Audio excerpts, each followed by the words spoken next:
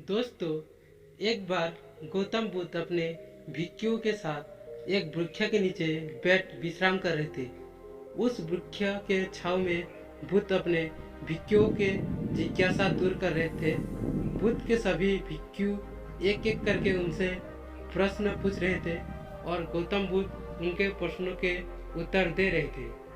बुद्ध के उन भिक्षुओं में कुछ भिक्षु ऐसे भी थे जो कुछ समय पहले ही संघ से जुड़े हुए थे, जिसके कारण अभी उनके भीतर वो समझ पैदा नहीं हुई थी जो गौतम बुद्ध के प्रवचनों को समझ सके।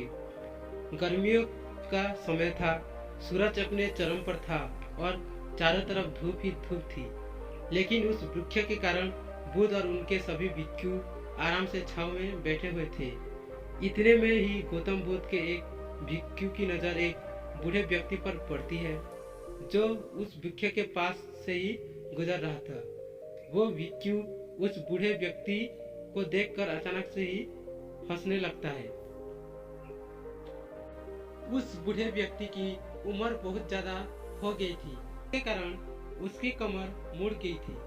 उस बूढ़े व्यक्ति के हाथ में एक डंडा था जिसका सहारा लेकर वो बूढ़ा व्यक्ति अपने मंजिल तक पहुंचने का प्रयास कर रहा था। उस बूढ़े व्यक्ति का शरीर केवल हड्डियों का ढांचा मात्र था।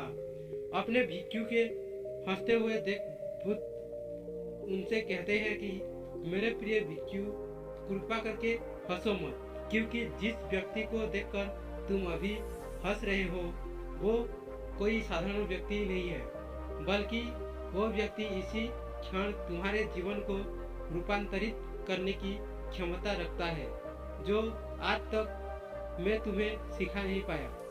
वो ये बूढ़ा व्यक्ति तुम्हें सिखा रहा है।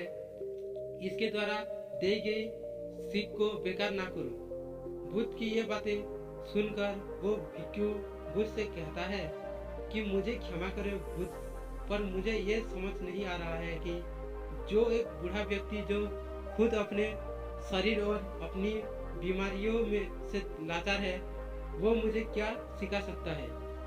फिर बुद्ध उस भिक्षु से कहते हैं कि ये बूढ़ा व्यक्ति तुम्हें तुम्हारा भविष्य दिखा रहा है। जिस बुढ़ापे को और लाचारी को देखकर तुम अभी हंस रहे हो, वो बुढ़ापा और लाचारी तुम्हारे जीवन में भी आने वाली है। वो बूढ़ा व्यक्ति तुमसे कह रहा है कि अभी समय है इस स्वस्थ शरीर का अच्छे कर्म करने के लिए उपयोग करो।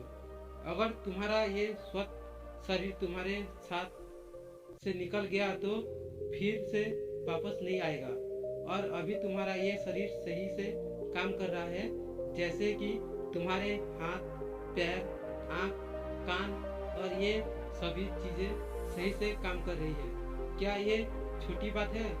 और क्या तुम ऐसे मामूली सी बात समझ रहे हो? यही घटना कोई साधारण घटना नहीं थी जो अभी तुम्हारे साथ घटी, और ये घटना तुम्हारे जीवन को बदलने की क्षमता रखती है। ठीक इसी तरह की घटना ने मेरा जीवन बदला था, और इस तरह की घटना के कारण ही मैं आज बुद्ध हूँ। फिर वो भिक्षु बुद्ध से कहता है कि क्षमा करे बुद्ध, परंतु मेरे मन में यह विचार ही नहीं आया कि मैं उस बूढ़े व्यक्ति से कुछ सीख सकता हूँ।